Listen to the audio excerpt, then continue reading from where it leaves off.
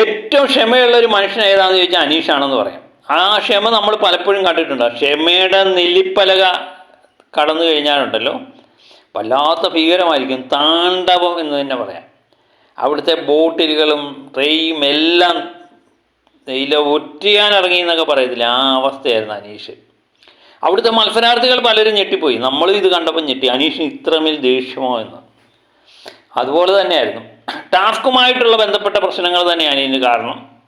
രണ്ട് കമ്പനികൾ, ഒന്ന് ലെമൺ ജ്യൂസ് മറ്റൊന്ന് ഓറഞ്ച് ജ്യൂസ്, ഇങ്ങനെ രണ്ട് കമ്പനിയുടെ മുതലാളിമാർ അനീഷും നെവിനും, ക്വാളിറ്റി ചെക്കർമാർ അനുവും ജിഷിനും, ബാക്കി മത്സരാർത്ഥികളെല്ലാം രണ്ട് ടീമായിട്ട് നിരക്കുന്നു.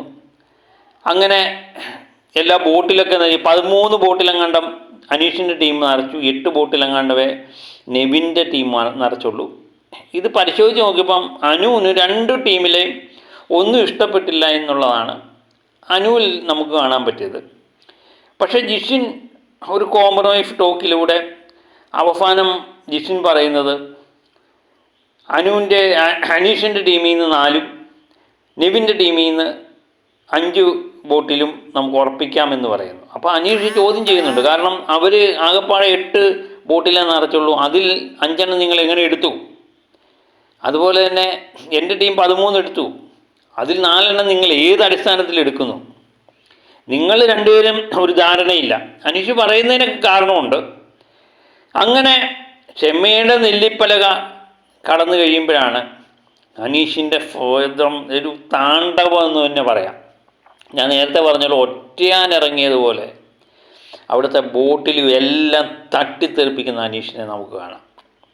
ഇതിനിടയിൽ, ഈ വഴക്കിനിടയിൽ അനീഷിൻ്റെ ജ്യൂസെല്ലാം മറ്റു ടീമിലെ അംഗങ്ങളെല്ലാം കട്ടുകുടിക്കുന്നുണ്ട്. അതൊക്കെ എന്തൊരു മോശ പരിപാടിയാണ്. ഈ ടാസ്കൊക്കെ നമ്മൾ പലപ്പോഴും കണ്ടിട്ടുള്ളതാണ്.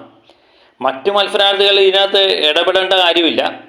പ്രത്യേകിച്ച് നെവിൻ ഒരു കമ്പനിയുടെ മുതലാളിയാണ്. നെവിൻ അനീഷിൻ്റെ കമ്പനിയുടെ ജ്യൂസ് കട്ടുകുടിക്കുന്നു.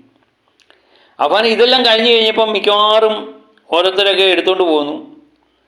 അങ്ങനെ വഴക്കെല്ലാം കഴിഞ്ഞ് കഴിയുമ്പോൾ അനീഷിൻ്റെ കമ്പനിയുടെ ബോട്ടിലൊക്കെ വളരെ കുറവ്, മിക്കവാറും എല്ലാം കുടിച്ച് തീർത്തു. അങ്ങനെയൊക്കെയുള്ള സാമ്പിൾ കൊടുത്തത് തന്നെ കുടിച്ച് തീർത്ത വ്യക്തികളാണ് ഇവർ. അങ്ങനെ വളരെ മോശമാക്കി ഈ ടാസ്ക്. എന്താ പറയുക എന്നറിയില്ല. ടാസ്ക് നേരെ ചൊവ്വേ കളിക്കാൻ അറിയാത്ത മത്സരാർത്ഥികളാണ് ഈ ആഴ്ച ഉള്ളത്, ഈ പ്രാവശ്യം ഉള്ളതെന്ന് ഖേദപൂർവ്വം അറിയിക്കട്ടെ. അപ്പോൾ മറ്റൊരു വീഡിയോയുമായി വീണ്ടും എത്താം.